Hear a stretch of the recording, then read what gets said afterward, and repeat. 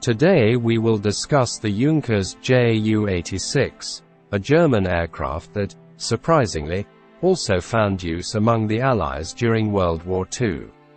The South African Air Force seized 14 Ju-86s from South African Airways and converted them for military purposes during World War II, thus contributing to their use by the Allies during the conflict. These aircraft were used for bombing, reconnaissance and maritime patrol missions, mainly in Eastern and Southern Africa. Designed in 1932 for the German Army, the Junkers Ju-86 was a twin-engine aircraft suitable for bombing and reconnaissance duties. It was also designed in a civilian version to conceal the rearming of Germany. The civilian model could carry 10 passengers. The Ju-86 was equipped with retractable undercarriage and dual vertical stabilizers. It was one of the few Junker designs without the typical corrugated covering in favor of a smooth one to reduce aerodynamic drag. In order to reduce its weight, two in-house designed Jumo 205A diesel cycle engines with 600 horsepower each were installed, which should have consumed less fuel, and therefore had smaller and lighter fuel tanks. It had a crew of 4. The defensive armament consisted of 3 machine guns, in independent turrets. Bombs were placed in the 4 fuselage cells behind the cockpit.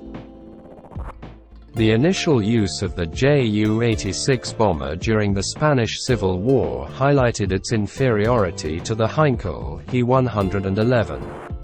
Its Jumo 205 engines, contrary to expectations, proved a complete failure, showing high fuel consumption, low speed, and poor fire safety compared to petrol engines. In addition, they demonstrated limited endurance and reliability under combat operating conditions.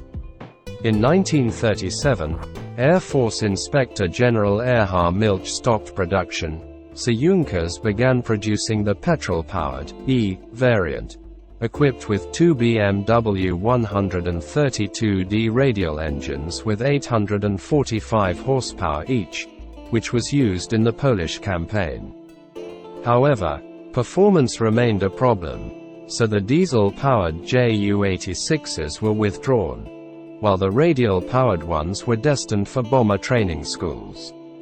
At the end of 1942, the Ju-86s were withdrawn from the training schools and used to reinforce the transport forces in the hope of supplying the besieged German Sixth Army at Stalingrad. However, being unsuited to the transport role, they suffered heavy losses. In 1940, the Luftwaffe introduced a new version of the aircraft, called the P, designed to operate at high altitudes of 12,000 meters, which were inaccessible to Allied fighters at the time. This variant required only 2 crew members and was characterized by a pressurized cabin, a longer wing length and 2 Jumo 207P engines with 900 horsepower each, with a diesel cycle. The Ju-86P was successfully used for high-altitude bombing and photo reconnaissance, operating in the skies over Great Britain, the Soviet Union and North Africa. This success led to the aircraft being considered virtually unassailable by Allied fighters. In response to this threat, the Soviet Yakovlev Yak-9PD fighter, and a modified version of the Spitfire MKI-X, was specially designed. These aircraft rendered the Ju-86 ineffective, causing heavy losses, and in 1943, the Luftwaffe decided to permanently withdraw all variants. In the end, the Ju-86 failed to match the success of its German contemporaries, the HE-111 and Do-17, which proved superior, especially in the medium bomber role. Despite its poor performance, it achieved considerable export success.